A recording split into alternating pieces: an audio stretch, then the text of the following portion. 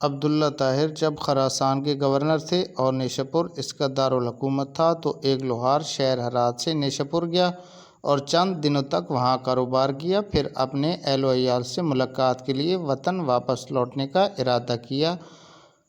انہی دنوں عبداللہ طاہر نے سپاہیوں کو حکم دے رکھا تھا کہ وہ شہر کے راستے کو محفوظ بنائیں تاکہ کسی مسافر کو کوئی خطرہ لاحق نہ ہو۔ اتفاق ایسے ہوا کہ سپاہیوں نے اسی رات چند چوروں کو گرفتار کیا اور امیر خراسان عبداللہ طاہر کو اس کی خبر بھی پہنچا دی، لیکن اچانک ان میں سے ایک چور بھاگ گیا۔ اب یہ گھبرائے کہ اگر امیر کو معلوم ہو گیا کہ ایک چور بھاگ گئے ہیں تو وہ ہمیں سزا دے گا۔ اتنے میں انہیں سفر کرتا ہوا یہ لوہار نظر آیا۔ انہوں نے اپنی جان بچانے کی خاطر اس بے گناہ شخص کو فوراً گرفتار کر لیا اور باقی چوروں کے ساتھ اسی پی امیر کے سامنے پیش کر دیا۔ امیر خراسان نے سمجھا کہ یہ سب چوری کرتے ہوئے پکڑے گئے ہیں، اس لیے مزید کسی تفتیش و تحقیق کے بغیر سب کو قید کرنے کا حکم دے دیا۔ نیک سیرت لوہار سمجھ گیا کہ اب میرا معاملہ صرف اللہ جل شانہ کی برکات سے ہی حل ہو سکتا ہے اور میرا مقصد اسی کے کرم سے حاصل ہو سکتا ہے، لہٰذا اس نے وضو کیا اور قید خانے کے ایک گوشے میں نماز پڑھنا شروع کر دی۔ ہر 2 رکعت کے بعد سر سجدے میں رکھ کر اللہ تعالیٰ کی بارگاہ میں رقت انگیز دعائیں اور دلسوز مناجات شروع کر دیتا اور کہتا، اے میرے مالک، تو اچھی طرح جانتا ہے کہ میں بے قصور ہوں۔ جب رات ہوئی تو عبداللہ طاہر نے خواب دیکھا کہ 4 بہادر اور طاقتور لوگ آئے اور سختی سے اس کے تخت کے چاروں پایوں کو پکڑ کر اٹھایا اور الٹنے لگے۔ اتنے میں اس کی نیند ٹوٹ گئی۔ اس نے فوراً لا حول ولا قوت الا باللہ پڑھا، پھر وضو کیا اور اس احکم الحاکمین کی بارگاہ میں 2 رکعت نماز ادا کی جس کی طرف ہر شاہ و گدا اپنی اپنی پریشانیوں کے وقت رجوع کرتے ہیں۔ اس کے بعد دوبارہ سو گیا تو پھر وہی خواب دیکھا۔ اس طرح 4 مرتبہ ہوا۔ ہر بار وہ یہی دیکھتا تھا کہ چاروں نوجوان اس کے تخت کے پاؤں کو پکڑ کر اٹھاتے تھے اور الٹنا چاہتے تھے۔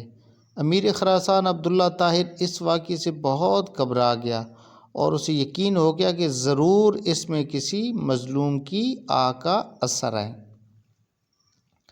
امیر خراسان نے رات ہی میں جیلر کو بلوایا اور اس سے پوچھا کہ بتاؤ، تمہارے علم میں کوئی مظلوم شخص جیل میں بند تو نہیں کر دیا گیا ہے؟ جیلر نے عرض کیا، علی جاں، میں یہ تو نہیں جانتا کہ مظلوم کون ہے، لیکن اتنی بات ضرور ہے کہ میں ایک شخص کو دیکھ رہا ہوں جو جیل میں نماز پڑھتا ہے اور رقت انگیز دلسوز دعائیں کرتا ہے۔ امیر نے حکم دیا، اسے فوراً حاضر کیا جائے۔ جب وہ شخص امیر کے سامنے حاضر ہوا تو امیر نے اس کے معاملہ کی تحقیق کی، معلوم ہوا کہ وہ بے قصور ہے۔ امیر نے اس شخص کی معذرت کی اور کہا، آپ میرے ساتھ 3 کام کیجئے۔ نمبر 1، آپ مجھے معاف کر دیں۔ نمبر 2، میری طرف سے 1000 درہم قبول فرما لیں۔ نمبر 3، جب بھی آپ کو کسی قسم کی پریشانی درپیش ہو تو میرے پاس تشریف لائیں تاکہ میں آپ کی مدد کر سکوں۔ نیک سیرت لوہار نے کہا، آپ نے جو یہ فرمایا ہے کہ میں آپ کو معاف کر دوں تو میں نے آپ کو معاف کر دیا، اور آپ نے جو یہ فرمایا کہ 1000 درہم قبول کر لوں تو وہ بھی میں نے قبول کیا، لیکن آپ نے جو یہ کہا کہ جب مجھے کوئی مشکل درپیش ہو تو میں آپ کے پاس آؤں، یہ مجھ سے نہیں ہو سکتا۔ امیر نے پوچھا، یہ کیوں نہیں ہو سکتا؟ تو اس شخص نے جواب دیا کہ وہ خالق و مالک جل جلالہ جو مجھ جیسے فقیر کے لیے آپ جیسے بادشاہ کا تخت ایک رات میں 4 مرتبہ آندھا کر سکتے ہیں تو اس کو چھوڑ دینا اور اپنی ضرورت کسی دوسرے کے پاس لے جانا اصول پسندی کے خلاف ہے۔ میرا وہ کون سا کام ہے جو نماز پڑھنے سے پورا نہیں ہو جاتا کہ میں کسی غیر کے آگے اپنا سر جھکاؤں اور غیر کے آگے اپنی ضرورت بتاؤں کہ تو میری ضرورت پوری کر دے؟ میرا خدا ہی ہے جو میری ہر ضرورت پوری کرے گا۔